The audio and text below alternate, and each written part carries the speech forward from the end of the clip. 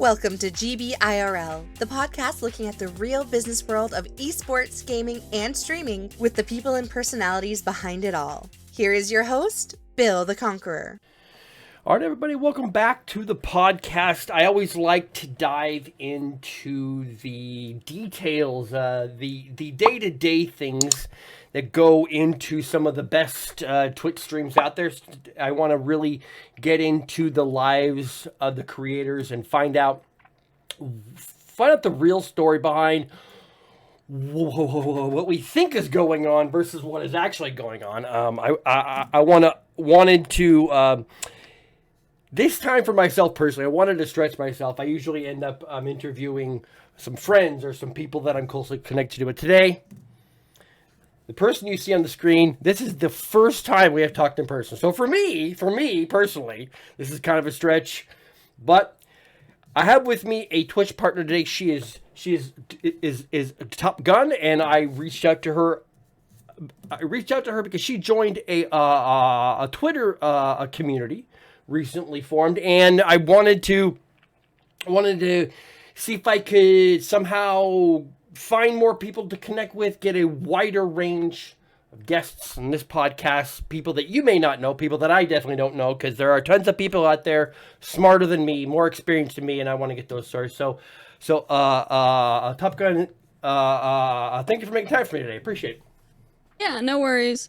I got invited to that Twitter community, and I really wanted the opportunity to be able to reach out to people and get to know other people as well, because it's not something that I usually do. I'm very keep to myself. I don't do a whole lot of events or podcasts. I've done a podcast before, but it's only been one. So it's all new for me too. Good. Okay, so before we get too deep into the weeds here about your day-to-day life, just give me a short little background on yourself, how you got started streaming, sort of like your background into gaming. I know you play a Rocket League right now, but then sort of just a little bit of background into the games you've played, when you started streaming, why you started streaming is always something good to find out, and the whole journey to being a Twitch a partner.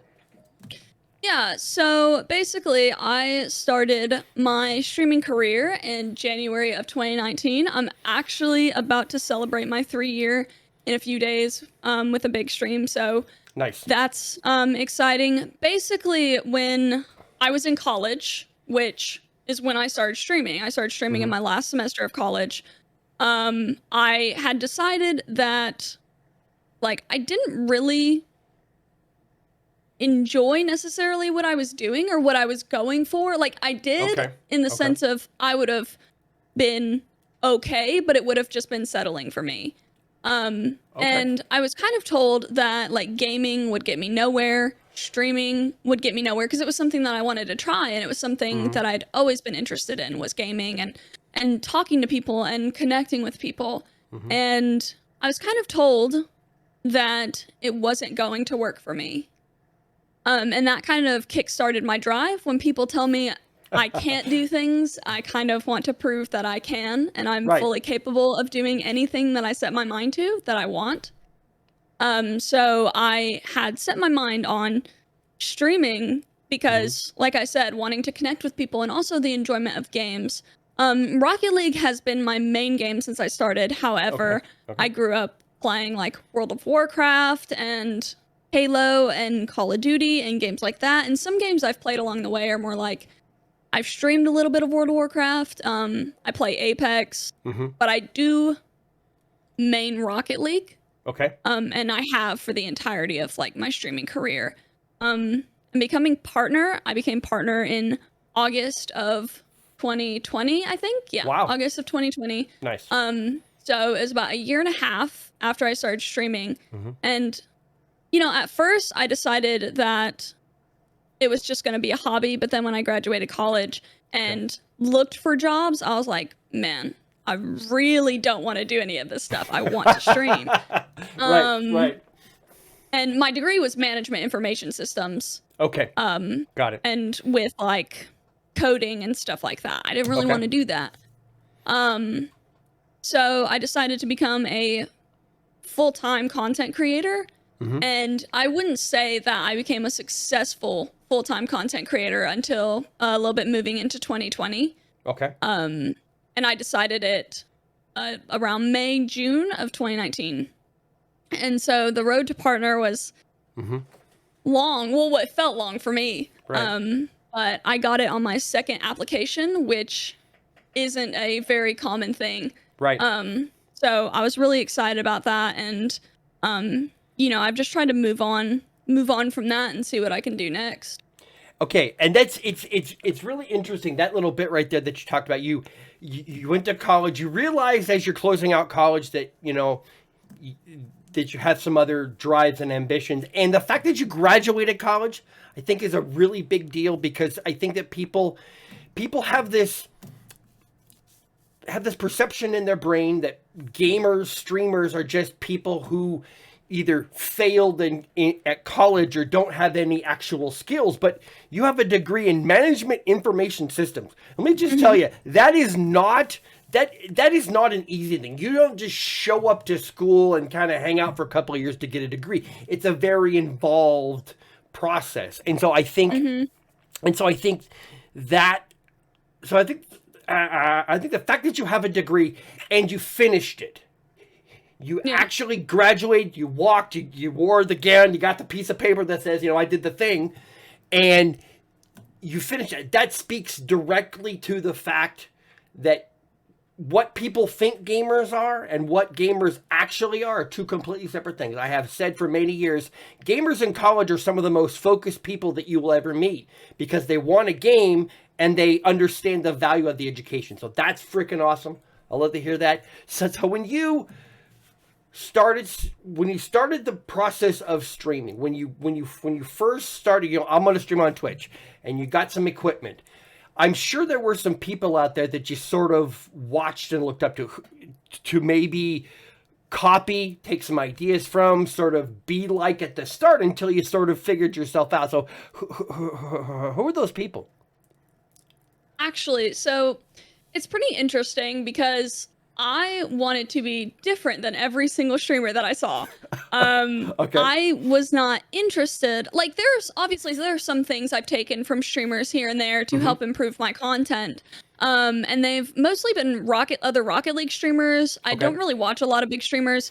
But there's Widow and there's Tryhouse. Both of those people are streamers, especially Widow. Widow is a Rocket League streamer that the first streamer I ever watched. Yeah, and she's I was awesome. like, wow, I can do this. Yeah. This is what I can do. So it's not necessarily that I took anything from her except like inspiration to do what I wanted to do. Okay. And then when it comes to Tryhouse, there was a point where I took kind of his style of streaming. Okay. Whereas like the huge focus and the main and really only focus was his chat.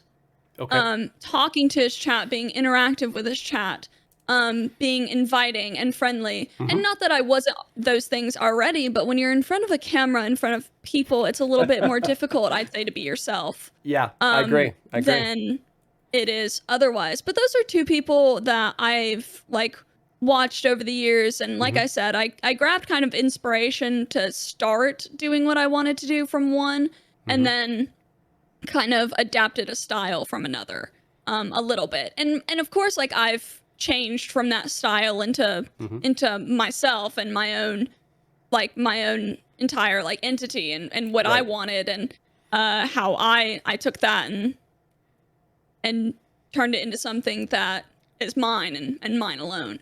Right. So, obviously, from when you started streaming to where you are now, when you started streaming, you were a completely different person. You're a completely different creator. You're a completely different gamer than you are now. So, how did you start out and sort of teach yourself the routines, the habits that you needed to have, the the structure that you need, the basic structure that you need as a full-time content creator, that structure where you say, I'm gonna record a YouTube video and I have to edit it and I have about 45 minutes, and after that 45 minutes, well, I need to eat, and then I need to make some phone calls. I have to pay some bills because I have to have power, and I have to have a water in my place. So from when you started to where you are now, and as you refined your processes, as you refined your own structure, so what were some lessons that you learned along the way? Honestly, I think the biggest lesson in streaming that I've learned in terms of keeping your schedule and doing what you want to do, or not doing what you want to do, but doing what you have to do in order to succeed, is taking care of your mental health. That is by far the biggest thing to me, and I preach that to everybody, and I will die on that hill. Okay. And I'm sure a lot of people will as well. When you are figuring out a schedule for streaming, and then you have to do events, and then if you're doing podcasts like this, and then if you're participating in leagues, and then you're playing games that you want, and then you're being in an org, and then you're, I host things, I participate in Twitch Rivals. Like I said, I'm part of an organization. I have a full-time stream schedule where I stream nearly 6 days every week. Right. And then I have a family. I have an animal. I mean, my family being like my parents, my brothers. Yep. I have an animal to take care of. I have myself to take care of. Right. Prioritizing your mental health is going to take you a long way in being successful in a career. If you don't feel good, your audience doesn't feel good, your videos don't feel good, your content doesn't feel good. And I pushed myself. There was a point where I pushed myself so hard in doing things that I didn't want to do. Right. That my content kind of plummeted for a short period of time because I was just mentally so out of it that I couldn't do the things that I wanted to do. I would also say, I've learned a lot from the people surrounding me and how they make things easier for themselves. Right. Like having a day where you sit down and relax, and then having a time period where you do edit videos. Right. And also, allowing other people to help you. That was something I did not do when I first started streaming. Okay. All the way beyond partner, nobody helped me. I did. And even now, I do a lot of it myself. Right. But I'm able to offload some of that and allowing the trust to other people to take care of my brand. I think is so important, and finding the right people obviously is just as important. Yep. But being able to offload some of that off of yourself, taking some me time, and just staying focused. I would learn from my parents to work very, very, very hard. My parents have worked my entire life. Right. And they still work. And my parents work more hours than most people do. Right. My parents have worked most jobs than most people have at one time. They've taught me to work really hard, and I think that's very important. So it's really interesting that the first thing you go to is mental health, because there's a perception on Twitch that you have to grind constantly, so what was the moment that you made that switch in your head? Yes, I do need to put in work, but grinding from the time I get up to the time I go to bed is going to ruin me. Not too long after partner, actually, because I had been grinding the same game nonstop for so long that I wasn't even enjoying the game anymore. Okay. There was a point where I wasn't enjoying Rocket League anymore. And I had to switch my mindset and how I took care of myself in order to enjoy that game and not take it as seriously and not take what I was doing. Of course, you have to take what you're doing seriously, but at the same time, you have to allow yourself a little bit of slack, because you're doing all that you can. Right. So, okay, so right there, you have to give yourself slack. So what that sounds like to me right there is that you had to overcome your own perceived failures, right? Yes. Okay. How'd you do that? Well, there was actually like a whole lot of things going on at the time for me, personal and professional. Okay. And once I became like really unhappy with the game I was playing, I noticed like a big drop in numbers. And it's bad to focus in numbers in general, but it's also your job, so you do have to add some value to it. Sure. So I noticed like a drop in numbers, and that it was several things. Rocket League became free to play, and things kind of died down from free to play, so of course your numbers are going to be less. COVID also really put a lot of people on Twitch, and as lockdowns were rising, or lockdowns were unlocking, Right. Less people were on Twitch and stuff like that, and those are things you have to account for, and those things aren't your fault.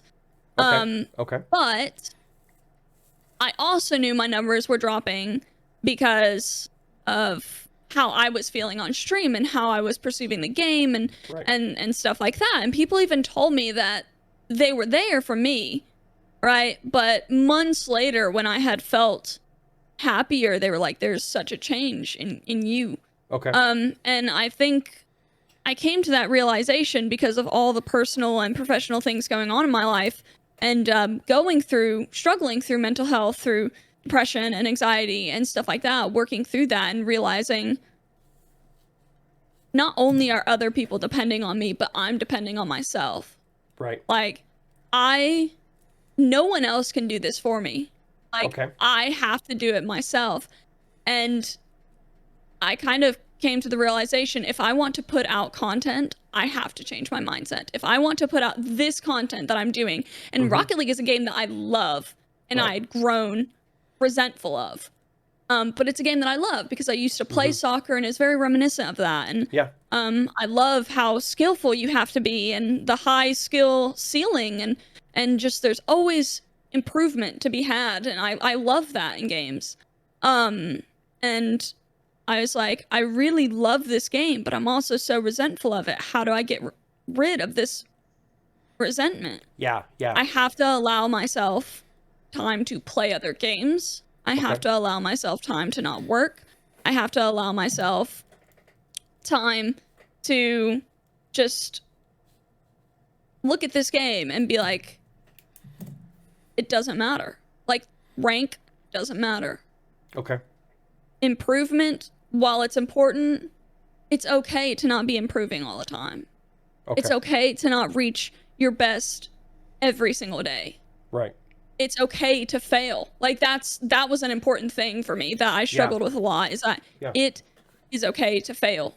And when I realized that, and while I still struggle with it, I'm a lot better with it. So realizing it's okay to fail, it's okay to not be perfect every time, it's okay because you're human. Right. And you're spending all your time in front of a camera, you can't act all the time.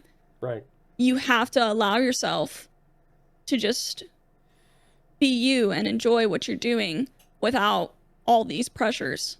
I kind of realized that early. It was early 2021, I'd say, that became a big thing for me, and I tried to turn my mindset around and do better.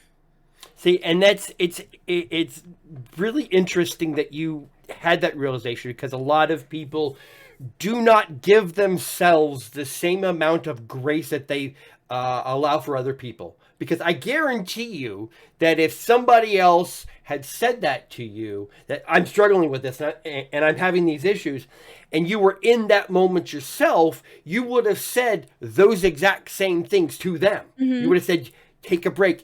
It is perfectly okay to not be the best every single day of your life. Yeah. But this is something that I have struggled with for years. It took me, I spent 20 years as a fast pitch softball umpire. I worked D1 softball. I worked college basketball, and the grind is intense when you're at that level. And being able to tell yourself, you know what, it's okay today if I'm not the awesomest individual in this sport right now, because nobody can do that. And when I realized for my own personal well-being, giving myself the exact same amount of grace that I would give to anybody else in the exact same situation, life became a lot easier for me. It became a lot less of a struggle. Being able to say, if someone came to me, what would I say? Well, I'm going to say that to myself. So, and I applaud you for that. It's an awesome mindset. I think that a lot of people struggle with that process, being able to forgive yourself for not being like the awesomest person every single day of your life. So fantastic stuff. Okay. So you get partner in August of 2020, and you're going to go full time. So talk to me about your actual technical processes, because I know that, you know, as I've done this podcast, I've become better at structure and making sure that I have the clips out in a reasonable time and putting things on YouTube in a certain format, and, you know, what works on TikTok doesn't work on Instagram, doesn't work on LinkedIn, things like that. So talk to me about some of the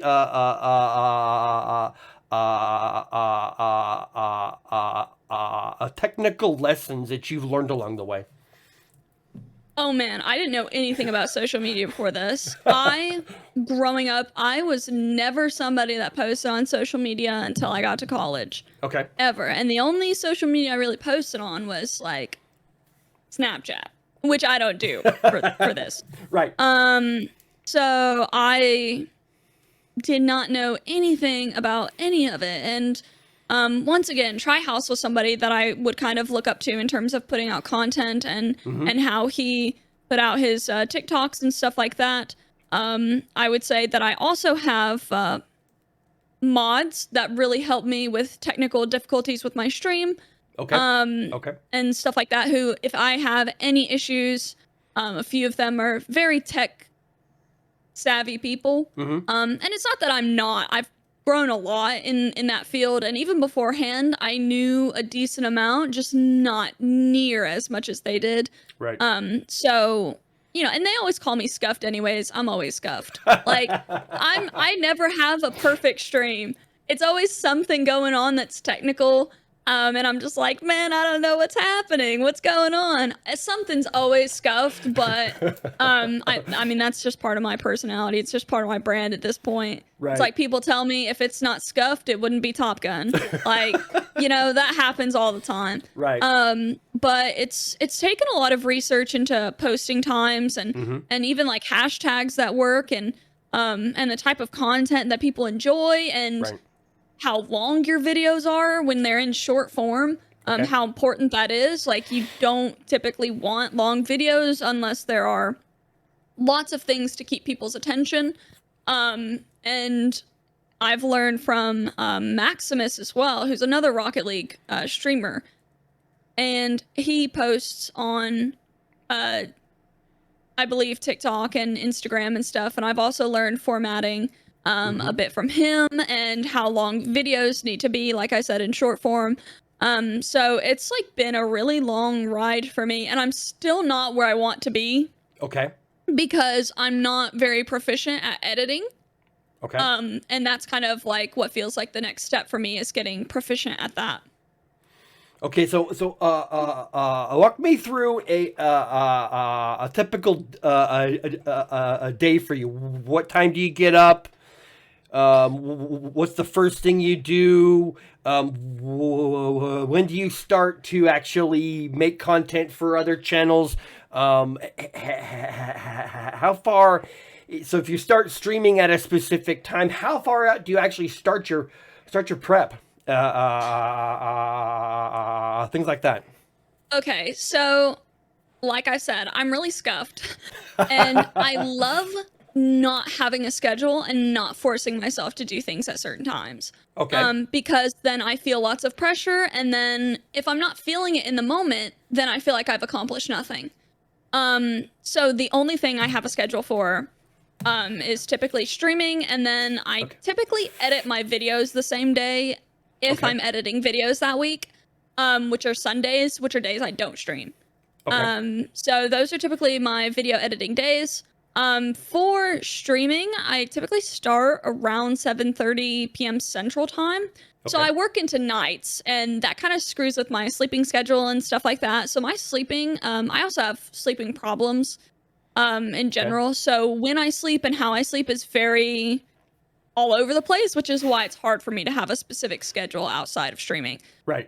For doing things. I do typically get ready about an hour beforehand for every stream by like, I start my process of like, I shower, I get like my lights going, and if I'm using a green screen, I get the green screen going. And then I get my titles, my go live notifications, the game that I'm playing. I usually say something on Discord if it's different than usual, like if I'm not playing Rocket League or something, then I usually type that into my Discord if it's anything important.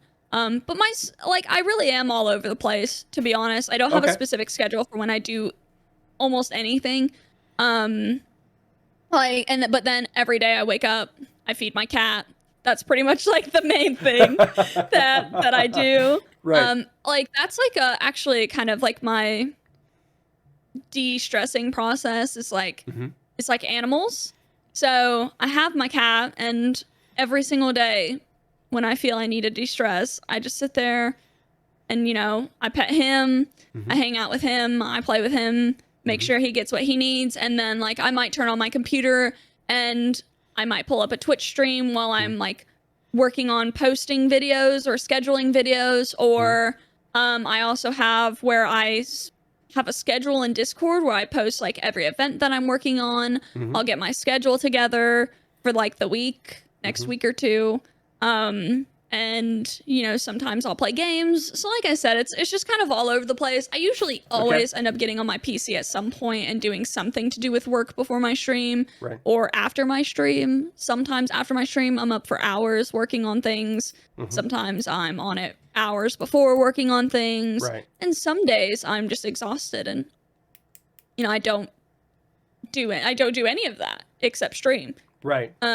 So it's kind of just all over the place and how I feel mentally that day, and whatnot. So how does that affect how you deal with partners or sponsors? So the thing is as I said earlier in this stream, I'm very keep to myself. Yeah. So the only really like partnership I have is with my org. I don't really have anything else. And the part of the reason I have that is because I would say, while I know I'm a good content creator, at the same time, the owner of the org is somebody that I'm close with, and he really wanted me to participate in the org as a content creator. And through that, I'll have more opportunities, and I've had opportunities to do events and stuff like that. Like charity events and events with bigger content creators and bigger YouTubers and stuff like that. So through that, I've had like that stuff, and that stuff is actually, you asked how it affects me. It's actually very difficult because my schedule's all over the place, and a lot of people like doing things during the day, and I'm a big night owl. I do all my work at night most of the time.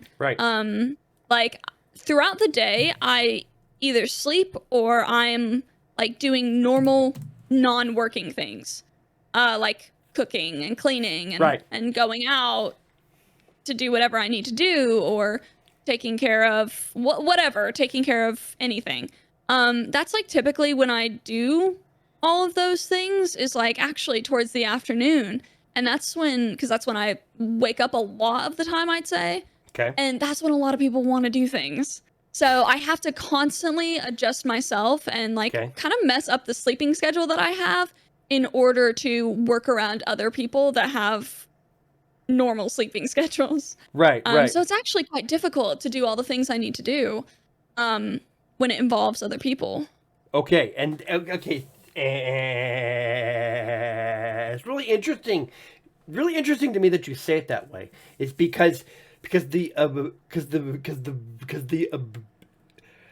the business world operates from a certain time to a certain time during the day, during the week. Mm-hmm. That is how business is done. Doesn't matter the industry you're in. You know whether you're in management for McDonald's, or you work at a bank, or you work at an accountant's office. Doesn't matter. Business is conducted during a set time during the day, and then you have gaming, and I would wager that a lot of your chat, a lot of your audience tunes in at night, and that's why you and so that's why you stream at night, because that's when people are the most active. And so do you feel like that you have lost some opportunities because you're like, when you want to talk to me, I'm sleeping?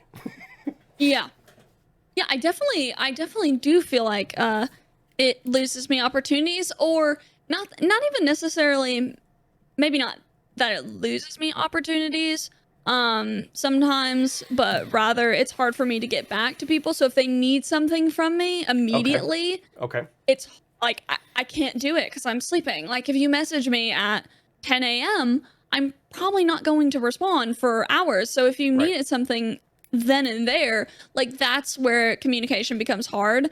Sure.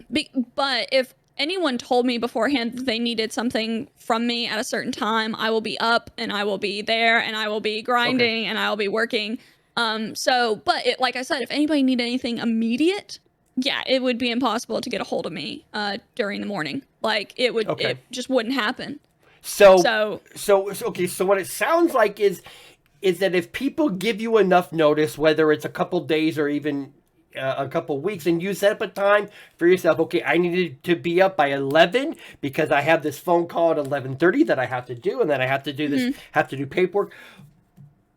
But at the same time, if that person that you're potentially working with goes, holy crap, I need something from you in the next 10 minutes, you're like, I don't have the time for that because I'm either, I'm sleeping or I'm eating or, I'm cleaning. Yeah. I got to clean my house at least once in a while, things like that.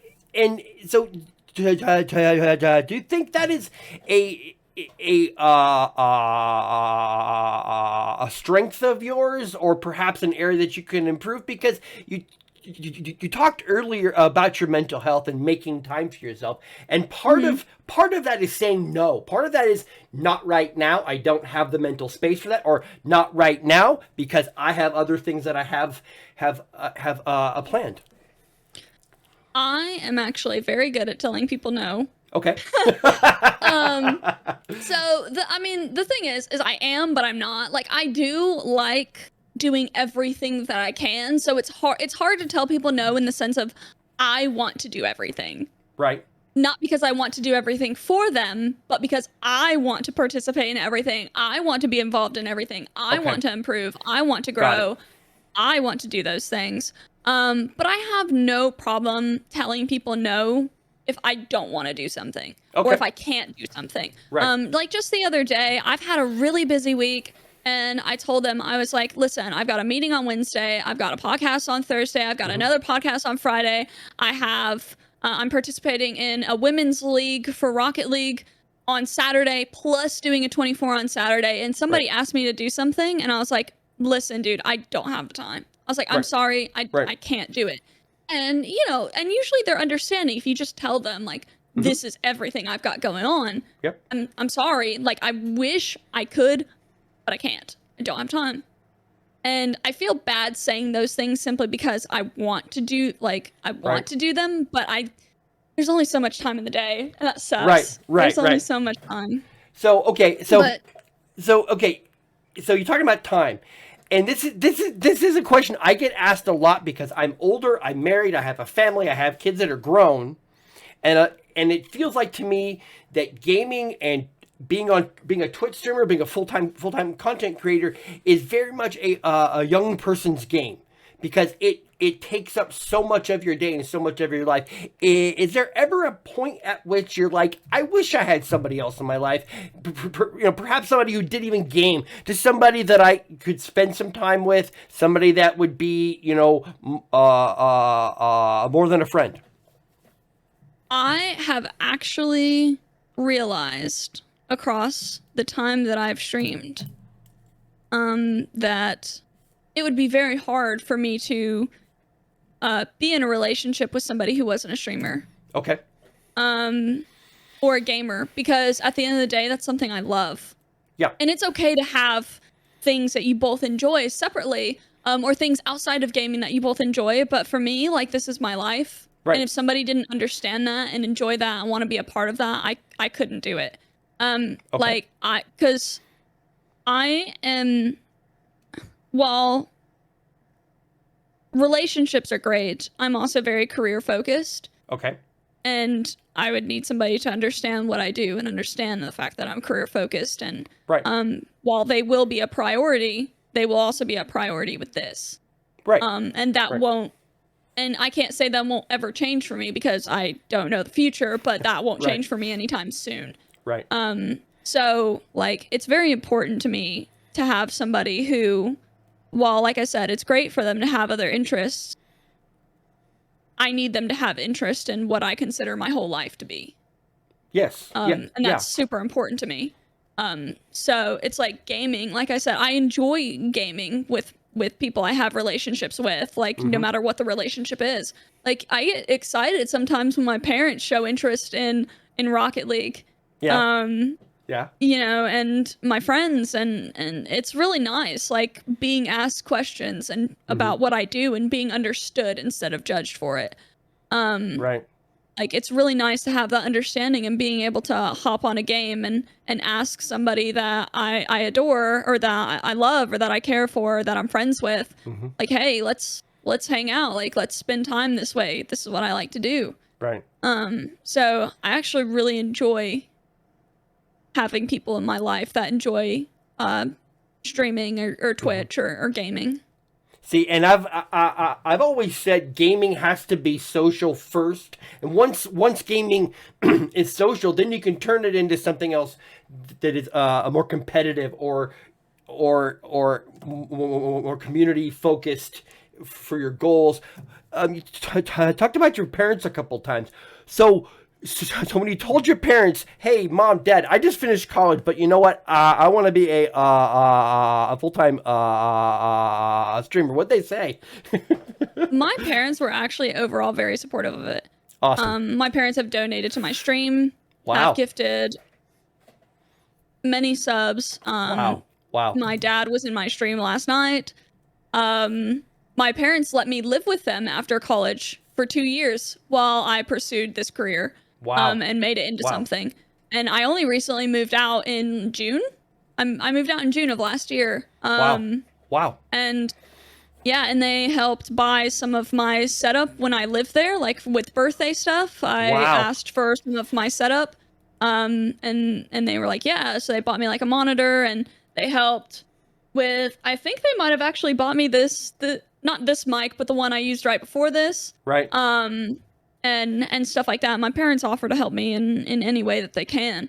But they've always been like, while they're skeptical of it, they're not so skeptical of it now, but while they were skeptical of it, they knew that it made me happy. And that was important to them. So they allowed me to live in their home and save up money and make this into a career until I was ready to leave. See, it's I can say as a parent, I try to be extremely supportive of my kids. But I will also say the fact that you finished college, for me as a parent, that's huge because that shows your parents that you have the drive to succeed, to finish something that you start. I think a lot of parents have a bad view of gaming because they see so many people they see so many gamers as people who are slackers. They just don't have any motivation, don't have any drive, don't have any plans. And while the Twitch life is hard, if you have a plan and you stick to it and you put the effort into it in the right ways, it is one of those careers that can pay off long term. And see, that's really awesome that you say that about your parents. They've been supportive. You gave your dad in your stream. I had another person on podcast. She's a PhD student, and she streams as well. And she reached a point with her mom where her mom will now come into chat and start trolling her about, why are you always dying all the time? Why are you always dying in Apex? I show up in your stream and you're dying, and I'm like, that right there is the kind of mom you'll want. You know, the kind of mom that comes in your chat and loves you so much and she'll troll the hell out of you, right? Yeah, both my parents do that. There was actually the other day, I played marbles. So I do marbles and Apex every Monday as just a break from Rocket League. And both my parents were in my stream in marbles, trash talking each other about beating each other in a marbles race that they can't even control it. Right. Like they're trash talking each other. And the thing is like with my family, it's not necessarily that I think that they believe in gaming becoming a job in and of itself, but more so that they believe in me. Because my parents will tell anyone and everyone, as they already have, that there is not a single thing in the entire world that I've ever put my effort into that I haven't succeeded in. And I know my parents are proud of that. You know, when I was talking to my dad about, I host a league, a Rocket League, a 1v1 Rocket League league. And I was talking to my dad about it, and we were talking about how I was like kind of awkward because I've never hosted anything like that before. Okay. It feels unnatural to me. And they were like, people that didn't know you probably wouldn't know that you were awkward, but people that know you definitely know you were awkward. Okay. And that it's less natural looking for you. But my dad looked at me and he was just like, but I know that if you want to be good at it, then you will be good at it, period. That's what he told me. He's like, if you want to be good, you're going to be good because that's you. And things like that are very encouraging for me personally. Knowing that they believe that if I ever wanted to do something, I would be capable of doing it.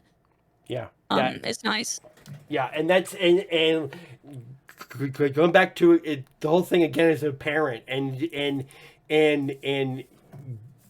it's a big deal to me as a dad to know that my son and he values my opinions, and that you know that I want him to succeed. I want him to be happy. I want whether he gets married to his girlfriend and has babies, or he goes on and works in game development. I don't care, but I want him to be happy. And the fact that the fact that your parents have enough confidence in how they have raised you is a mass. It honestly has to be it honestly has to be the foundation of who you are. It's really obvious to me that your parents are like, you know, we believe in you. You have shown us that you will complete things. You have shown us that you will be successful a given time. And that's something. That is something that a lot of people don't have. That a lot of people don't have in their lives. And so that's for you as a streamer, like I said, has to be like the foundation of everything that you do, right? I think my parents' opinion has been the foundation of almost everything that I do. Yeah. Or rather, my parents' belief in me has been the foundation of nearly everything that I do. It was kind of like especially when I was younger, it's like if my parents didn't believe in me, then I didn't believe in me. Okay. But my parents constantly showed belief in me. And so I do believe in myself. I did believe in myself, and I will continue to believe in myself and what I'm able to do. Very nice, very nice. Okay, so let's just do a quick shift. You have this belief in yourself. You're partnered. You're doing great. So, at what point does joining an org cross your mind? Because I'm sure you've heard stories. People join orgs and they have a terrible experience. The org. A contract they sign maybe doesn't have the best terms, or there isn't a lot of structure. So talk about that. So the org that I joined, it was brand new, but it was created by somebody I trust, and I believe in. So I decided to join the org. I had never joined an org before October of last year. Okay. And I think it's always a good thing to consider an org. But it's also a big thing to know your worth. Okay. Got it. And understand what you're capable of, and are they willing to give you what you're willing to give? And I think that's important in anything you do as a content creator, or anything in life, really. Right. Is what you're giving worth what you're getting, Okay. or what you're getting worth what you're giving. Whichever way you want to put it. Right. I think it's super important to understand your worth, but at the same time, just because something is just starting up does not mean that it's not worthy of you if you're a bigger streamer. Sure. I think there's a lot of research that goes into certain events and certain leagues and certain orgs and so on and so forth. And I think when it comes to orgs, like, there's a lot of trust, because often you do sign a contract. Yeah. There's a lot of trust you're putting in them. But it's also important to look after yourself in that, and reading over the contract carefully and knowing that you don't have to sign the contract if you don't think it's for you. And that's okay. Right.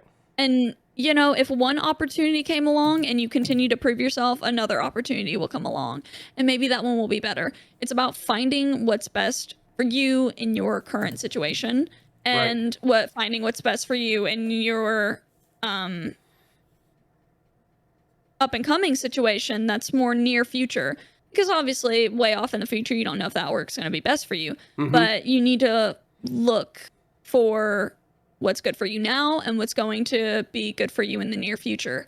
And so I think it's okay to consider an org really at any point in time, but you have to understand your worth and understand what you're looking for and know what you want out of the present and the future. Okay, and so when you said just a bit ago what you're giving versus what you're getting, in actual practice and in practical terms, what does that mean for you? It means, for me personally, it means I don't want to be used. I don't want to be used and be giving all my effort into an organization that doesn't want to give any effort into me, because the point of an org is a mutual exchange. Okay. It's mutual. Yeah. You're giving something and you're getting something, whatever that something may be. And what's worth it to me may not be worth it to you, or what's not worth it to me may be worth it to you. But personally, I just don't want to be used for my hard work. And the fact that I'm willing to put in a lot of hard work to help an organization succeed, I want them to put in the work to help me succeed. Because that's what a mutual exchange is, and that's what an org does, is you help each other lift each other up. Like, that's what that's supposed to be. You are supposed to help each other and represent each other. And that's what it is. And if you're not getting that, or you don't think you're going to get that, then don't join the org. Okay, so the current org that you're part of, so before you joined and you were on your own, did you get other offers? Have not been offered very many opportunities in a while. Right. simply, and I feel like that's because not necessarily anything to do with my content, right. But more so the fact that I don't talk to anybody. It's like, because a lot of people know me, but they don't know me. Okay. You know, like they know of me, but they don't know me. Right. There's a ton of people that don't know the first thing about me. Right. And outside of, I'm a Rocket League streamer. Okay. Like that's what a lot of people know me for, or know me as in the community. Like they don't know very much else about me. Right. And I think it's hard to get into organizations when you don't put yourself out there. And I don't really put myself out there. Okay. I'm trying to do that more. Like I said, I had received offers previously, a few, but not very many. And they were typically like, you know, I would read over them, I'd do research, and I would feel that way. I'd feel like, well, I don't think that I'm going to be getting what I'm giving.